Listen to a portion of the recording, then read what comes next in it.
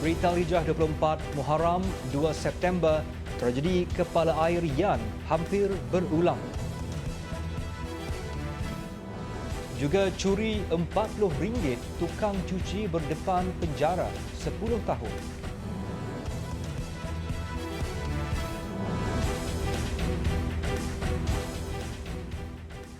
Bismillahirrahmanirrahim. Assalamualaikum warahmatullahi wabarakatuh. Berita Al-Hijrah malam ini bersama saya Adi Akmal Syahrom. Bayi lelaki yang dipercayai baru dilahirkan ditemukan dalam beg plastik di hadapan sebuah rumah di kampung Sungai Penchala. Timbalan Ketua Polis Brickfield, Superintenden Basri Sagoni berkata pihaknya menerima laporan berhubung penemuan bayi berkenaan 9.15 pagi. Polis menerima panggilan telefon daripada seorang lelaki warga tempatan memaklumkan menemui seorang bayi lelaki yang masih hidup di hadapan rumah. Siasatan awal mendapati bayi lelaki berkenaan dipercayai baru dilahirkan dalam keadaan cukup sifat. Pihaknya turut membuat semakan dengan pemilik rumah berkenaan dan bayi itu dihantar ke Hospital Wanita dan Kanak-kanak Kuala Lumpur untuk pemeriksaan kesihatan. Kes itu disiasat mengikut Seksyen 318 Kanun Keseksaan atas kesalahan menyembunyikan kelahiran. Kejadian kepala air di Titi Hayun Yan berlaku lagi. Ia terjadi sekitar jam 11 pagi dipercayai hujan lebat di bahagian hulu membawa air sehingga melimpah ke atas jalan. Menurut bomba, kejadian pagi tadi tidak seteruk tragedi 18 Ogos lalu yang mengorbankan 6 nyawa. Pasukan bomba dari Balai Gor Cempedak dihantar ke kawasan kejadian untuk melakukan pemantauan. Air surut pada jam 2 petang dan keadaan di sekitar Titi Hayun setakat ini terkawal. Amaran berhati-hati dikeluarkan kepada penduduk kampung sekitar pusat peranginan itu. Kepala air 18 Ogos lalu mengakibatkan kawasan Gunung Jerai, Titi Hayun, Tupah dan Batu Hampar dilanda banjir lumpur. Hujan terlalu lebat ditambah air laut pasang menyebabkan sebahagian rumah di kampung Sentosa Damai, Jalan Kongkong dinaiki air. Namun tidak sampai 4 jam banjir surut sepenuhnya. Penduduk kampung yang juga peniaga Tumiran Jono berkata banjir kilat kali ini tidak seteruk sebelumnya. Sebelum ini paras air tinggi kerana limpahan air sungai di hulu Sungai Serai yang terletak di belakang kawasan kampung. Namun sejak hulu Sungai Serai dibesarkan dan didalamkan minggu lalu, tiada limpahan air sungai berlaku. Sebaliknya air deras datang dari tempat tinggi kampung Cahaya Baru. Sungai ni mereka baru buat tau, baru dikorek, baru didalamkan lah. Bermakna projek ni belum siap lah.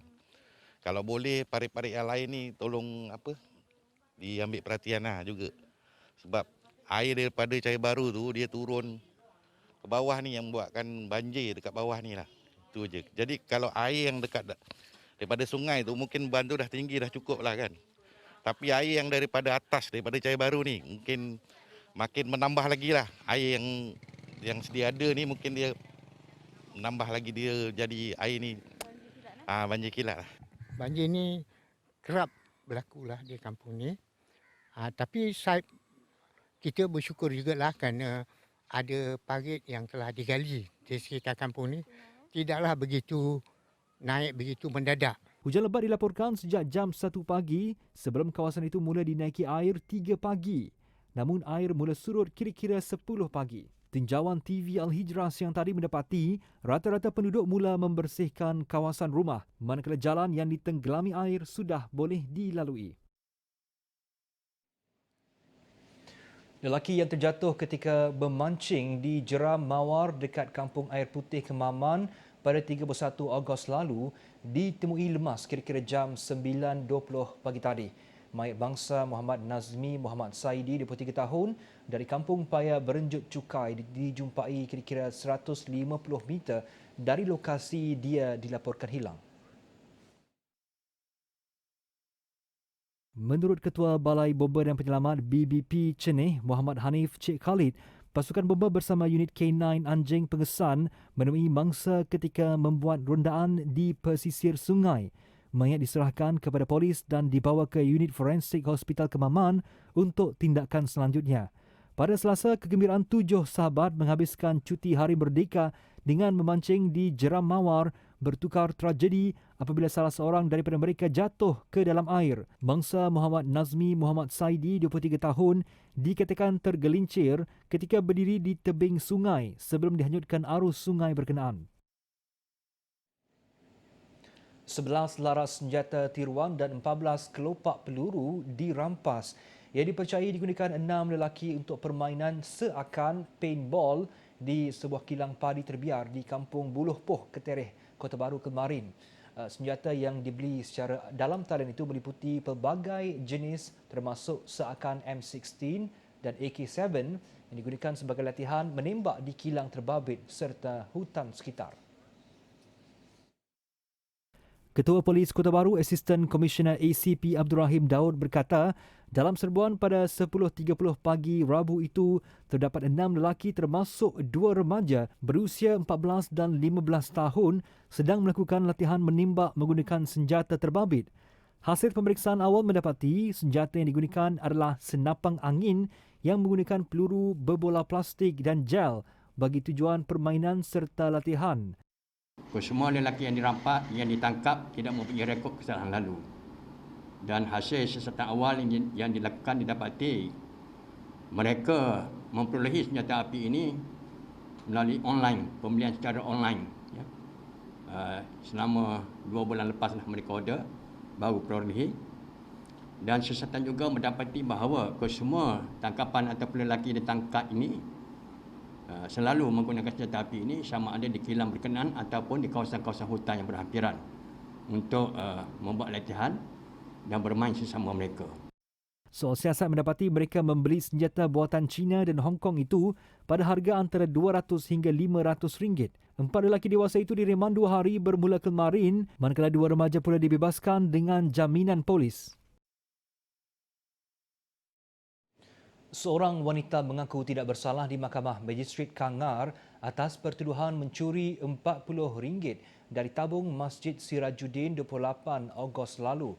Perbuatan Nur Amira Roslan, 28 tahun, berjaya dirakam menerusi kamera litar tertutup CCTV masjid berkenaan. Tertuduh yang bekerja sebagai tukang cuci didakwa mencuri wang dari tabung sebuah masjid bernilai RM40 kira-kira pukul 8.45 malam pada 28 Ogos lalu. Jika sabit kesalahan, penjara tidak lebih 10 tahun, mahkamah membenarkan tertuduh dijamin RM2,000. Peguam mewakili tertuduh Nur Iman Nur Azmi merayu jaminan diringankan kerana tertuduh mempunyai pendapatan yang tidak tetap, terdesak mahu menggunakan wang selain mempunyai masalah rumah tangga dan tinggal berasingan dengan suami. Kes akan disebut semula 4 Oktober depan. Seorang penjual kuih didenda RM5,000 oleh Mahkamah Session Air Keroh kerana menyebar berita palsu berkaitan COVID-19. Tertuduh Muhammad Effendi Kamal Haminuddin, 39 tahun, dijatuhi hukuman itu selepas membuat pengakuan bersalah di hadapan Hakim Maziah Johari Tajuddin. Tertuduh didakwa menyebar berita tidak benar menerusi Facebook. Kononnya, satu keluarga meninggal dunia akibat COVID-19 di Batu Berendam sehingga menyebabkan ketakutan dan kebimbangan awam. Kesalahan itu dilakukan di Durian Tunggal, Melaka pada jam 9 pagi 26 Mei lalu. Bapa 2 anak itu didakwa mengikut Seksyen 4 Fasal 1 Ordinan Darurat Kuasa-Kuasa Perlu Nombor 2 2021. Terdahulu, media melaporkan polis menafikan video tular sebuah keluarga meninggal dunia dalam rumah di Taman Merdeka di sini yang dikaitkan dengan COVID-19. Video pendek berdurasi 20 saat itu memaparkan beberapa petugas lengkap berpakaian perlindungan diri PPE sedang mengangkat mayat sekeluarga berkenaan ke dalam trak polis. Tangan banduan subur.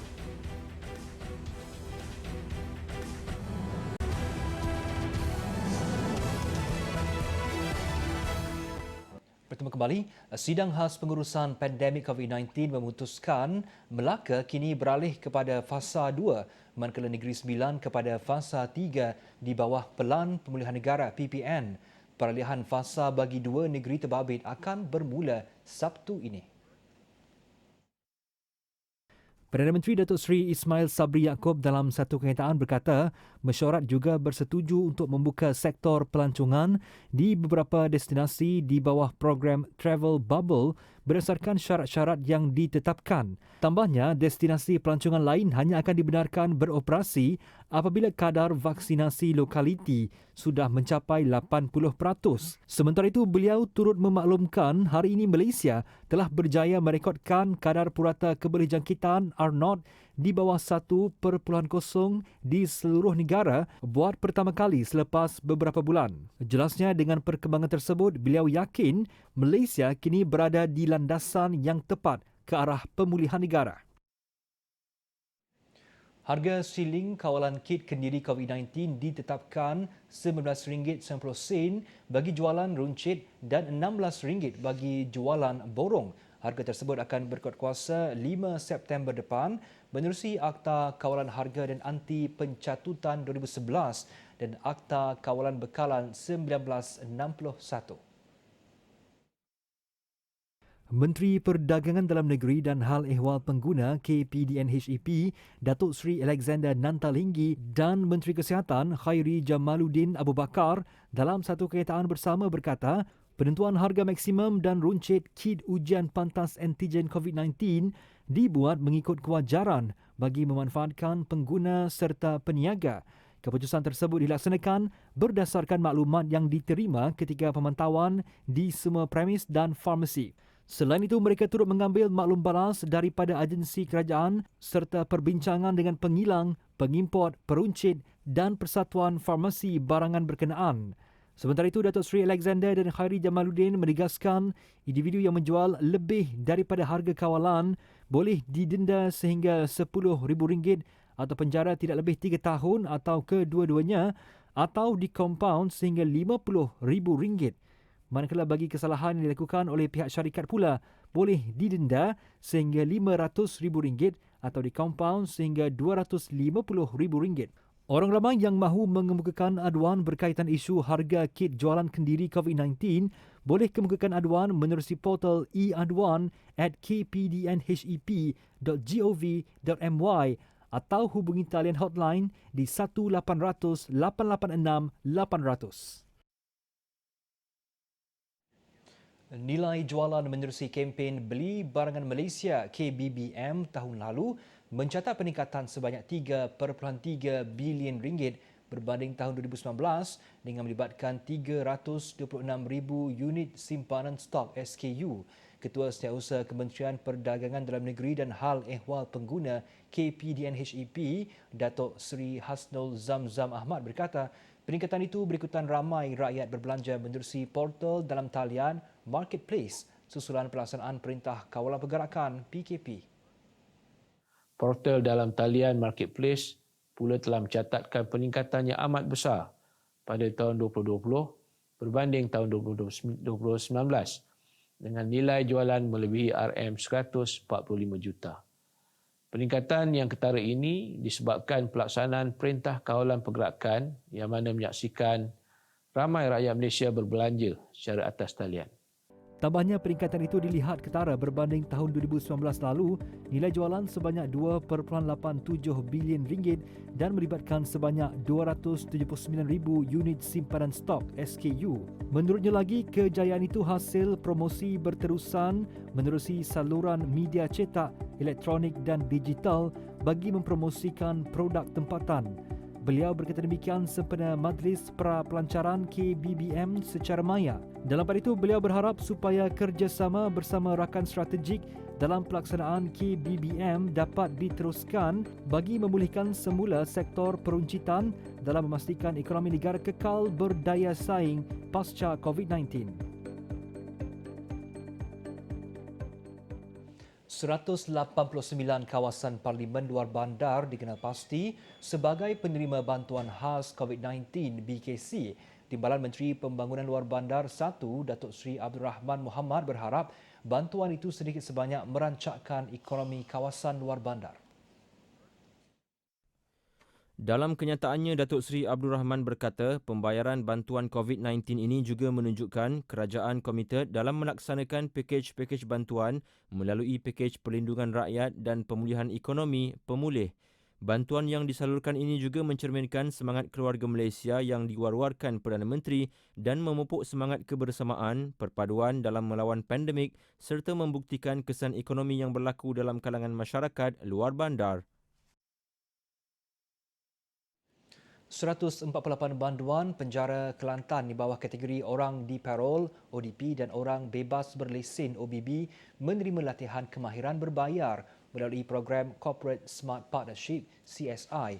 Pengarah penjara itu, penolong kanan Komisioner Mat Yaakob berkata, kesemua banduan berkenaan diberi latihan kemahiran dalam bidang pertanian dan penternakan serta dibayar upah RM1,200 sebulan di jajahan Kota Baru, manakala RM1,100 bagi daerah lain. Di bawah program ini, kemasukan semula banduan ke dalam penjara. Maknanya melakukan kesalahan semula yang mana mengikuti program ini adalah amat kecil. Setakat ini sekitar 0.8% sahaja kemasukan semula banduan yang mengikuti program ini untuk terlibat semula dengan jenayah ataupun kesalahan dadah. Dan keduanya, di hari pembebasan mereka mempunyai wang saku. Maknanya mereka bekerja dengan gaji dengan gaji minimum. Kalau kita di Kelantan, kalau di jajahan Kota Baru gajinya RM1,200 dan di lain-lain jajahan RM1,100. Majikan mesti membayar dengan kadar ini. Banduan yang menyertai program ini juga ditawarkan untuk bekerja dengan syarikat yang terlibat dalam CSI sebaik dibebaskan. Beliau ditemui selepas menghadiri program penanaman Japanese Rock Melon kerjasama Penjara Kelantan dan syarikat El Matasnya Berhad di Penjara Pengkalan Cepa. Ia adalah kolaborasi yang julung kali diadakan antara pihak penjara dengan syarikat swasta dalam bidang pertanian, membebitkan 3 lokasi iaitu di Cerang, Ruku, Pasir Putih, Lojing dan di Penjara Pengkalan Cepa. Selain Japanese Rock Melon, mereka juga menanam tanaman bergrade tinggi seperti ubi kentang ungu, jagung susu dan labu serta pelbagai jenis sayur-sayuran. Kerjasama ini juga membabitkan penternakan, membabitkan ayam kampung yang juga menggunakan tenaga kerja ODP dan OBB dari penjara di Kelantan. 50 banduan terbabit dengan kerjasama ini yang mana 12 daripadanya bertanggungjawab dalam memastikan pengeluaran hampir 3,000 pokok Japanese Rock Melon berjalan lancar.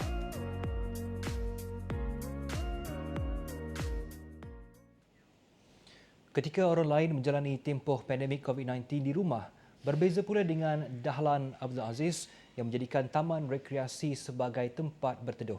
Dahlan 44 tahun berteduh daripada hujan maupun panas dan bermalam di bangku ataupun pondok-pondok di taman rekreasi sekitar Ipoh selepas dihalau keluar dari rumah sewanya. Sejak sebulan lalu, dia bermalam di kaki 5 Menara Jam Padang Rekreasi Majlis Bandaraya Ipoh MBI dan membersihkan diri di tandas awam berhampiran. Sebelum tu saya tidur dekat Taman Dia, kena tapi security tu halau, tak benarkan tidur sana. Tu saya datang ke dataran ni. Ya. Lapik kain lah. Ada kain pelekat tu lapik. Pakai guna kain pelekat. Itu lah. Tak ada. Dengan nyamuk semua lah. Dahlan yang menghidap kanser usus tahap 4 berkata, walaupun tidak selesa, dia terpaksa berteduh di situ kerana tidak mampu menyewa rumah ekoran tidak mempunyai sumber pendapatan. Katanya lokasi tersebut dipilih kerana lebih dekat dengan Hospital Raja Permaisuri Bainon HRPB Ipoh bagi tujuannya berulang-alik untuk rawatan. Sel kansernya sudah merebak ke paru-paru. Dia kini perlu berjumpa doktor pakar setiap 3 minggu. Menurut Dahlan, walaupun menerima bantuan RM300 sebulan daripada Jabatan Kebajikan Masyarakat, jumlah itu tidak mencukupi untuk menampung sewa rumah dan keperluan harian. Jelasnya, bantuan tersebut digunakan untuk membeli susu keperluan khas dan nasi tanpa kanji ekoran masalah kanser usus yang dihadapinya. Dahlan berkata penyakit yang diderita sejak 2016 itu menyebabkan fizikalnya kian lemah dan dia tidak mampu untuk melakukan sebarang kerja berat. Katanya dia pernah cuba bekerja sebagai pengawal keselamatan namun mengalami sakit dada dan pingsan ekoran paru-paru yang sudah tidak kuat. Kini anak kelahiran Kuala Kangsar ini reda dengan nasibnya dan berharap dapat menghabiskan sisa-sisa hidupnya dengan lebih baik.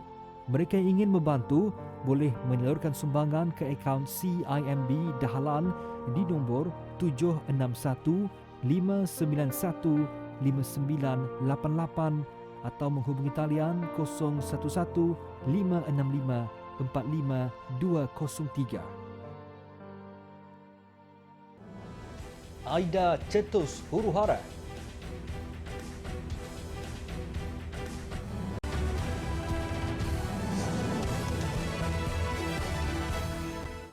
Bertemu kembali, lapangan terbang terpaksa ditutup dan darurat diisytiharkan di New York serta New Jersey selepas taufan Aida membadai Timur Laut Amerika Syarikat AS dengan hujan lebat serta banjir kilat.